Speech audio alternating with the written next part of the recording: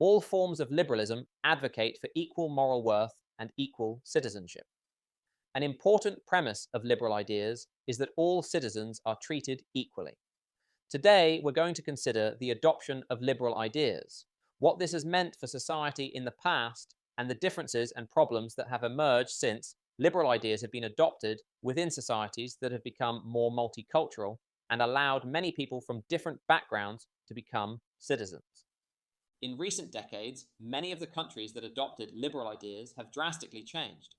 There are often now numerous communities with different identities that are living within these societies. Communities that have different ancestral backgrounds, genetics, heritage, and culture. Migration policy is very important when there is a path for migrants to become citizens. Firstly, there is a risk that the ancestral and native population didn't want to invite certain groups of people in the first place due to differences or their own preferences. A migration policy should take these preferences into account. Migration policies that don't reflect the preferences of the population could result in policies that invite in people that don't share the same values, social norms, and culture as the host population. And although these migrants are supposed to assimilate into the host culture to a certain extent, that doesn't mean they will or that they even want to. In reality, many liberal societies use things like civic tests to increase the likelihood that people will integrate into their society. However, these checks and tests can be time-consuming, and they don't guarantee that someone is actually going to assimilate into a society. Does passing a test mean that migrants won't bring in their own culture and preferences? Does it mean they won't want to change the host's existing culture if they could? Of course not. All of these things could still happen. Testing migrants before they can enter a country doesn't guarantee successful outcomes. Even if a migrant appears to be a viable fit at that moment in time, it doesn't mean they have been truthful and genuine or that they are in fact a good fit. Differences between these distinct identities and communities could still lead to disputes and conflict.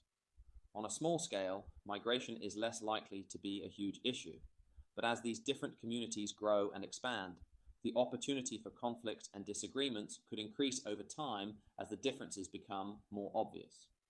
Worse than just having some minor differences, some countries might make the mistake of importing people that actually hate their society and way of life. These migrants might only be there for economic gain, not because they care about or respect the society they are joining. Those that dislike the society and culture, or those that are only wishing for economic gain, may be more willing to exploit any opportunities to extract money out of a welfare system. And why wouldn't they? If they don't like that society, and the society has been foolish enough to let them in and support them financially with their lifestyle, then why not? Everyone is not a rational actor that looks out for the interests of the entire population. Over time, different groups won't necessarily respect and embrace the institutions that govern the country.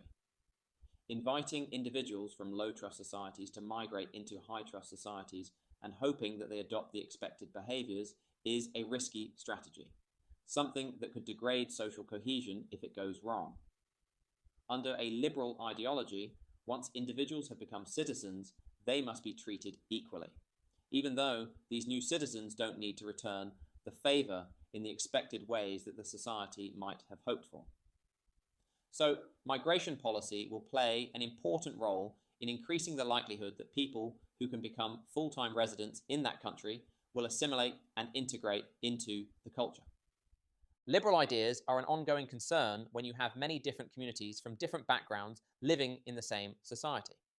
If you treat everyone equally and residents can eventually attain citizenship, then there is no restriction to how voting power can change over time. Whichever communities reproduce the most or that are imported in sufficient numbers could eventually have a voting power majority. To gain a voting power majority, these communities just need to be proportionally increasing their numbers at a faster rate than the other communities. Under liberal ideology, any distinct community could be replaced by another community within the same society over the long term. You do not restrict or prevent demographic change based on identity, as that would mean you are not treating people equally. Ancestry, genetics, heritage, and culture could all be replaced if you cannot reliably protect any of these things under a liberal ideology.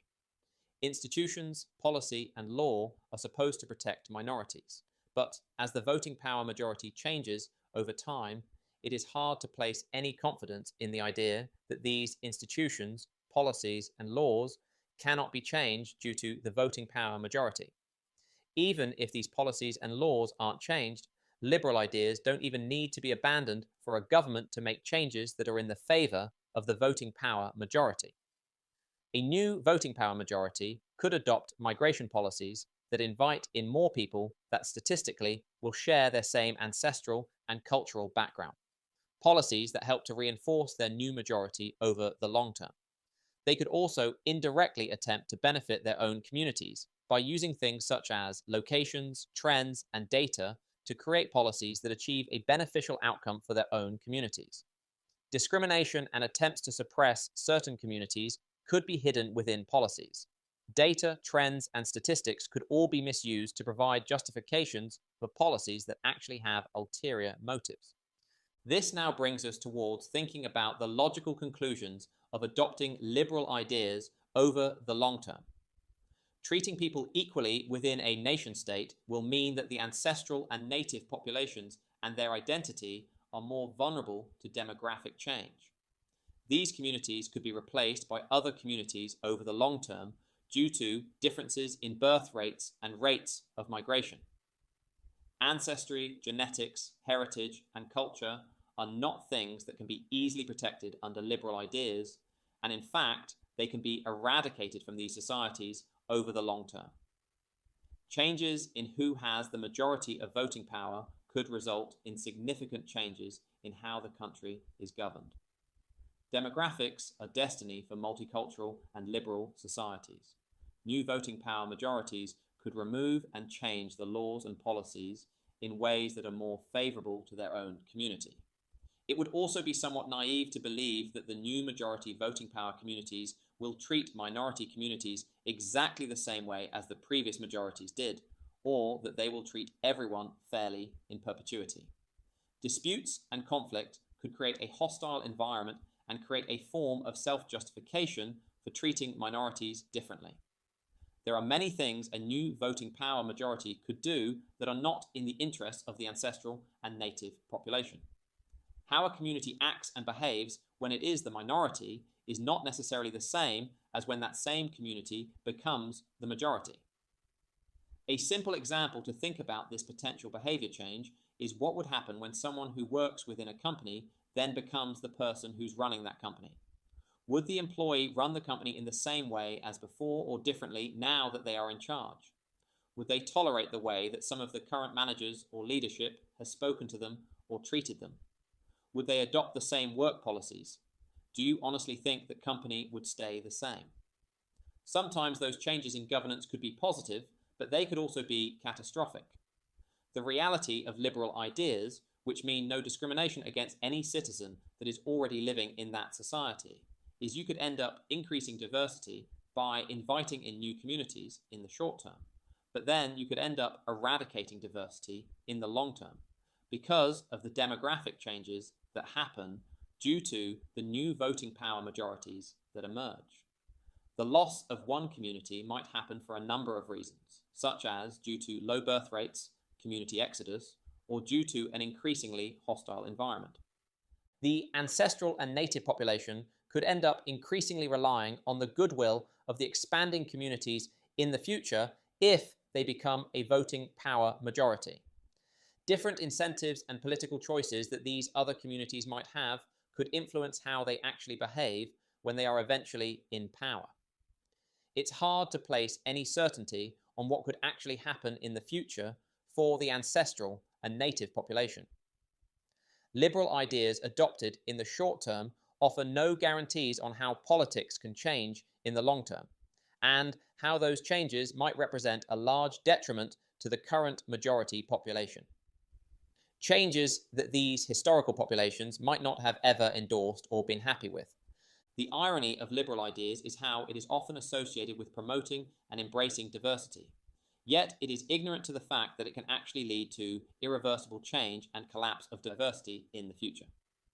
In a liberal world, the most active and most frequent reproducers in a society will eventually have a voting power majority and thus control over a democratic society. The winners of a liberal democratic system are the communities that reproduce the most. The population size of each community will determine who has the most voting power. The problem with this fact is it doesn't mean there is any correlation with that outcome leading to positive societal outcomes or further prosperity. The easiest way to protect the diversity of these populations that have a distinct ancestry, genetics, heritage, and culture is if those identities have self-determination to govern themselves and protect their own interests. Flexible migration and citizenship policy, coupled with liberal ideas, means you must accept that a plausible outcome is that the existing identities within each nation state could become minorities in their own ancestral and native homelands. They could also be suppressed by new majorities and potentially even demographically replaced.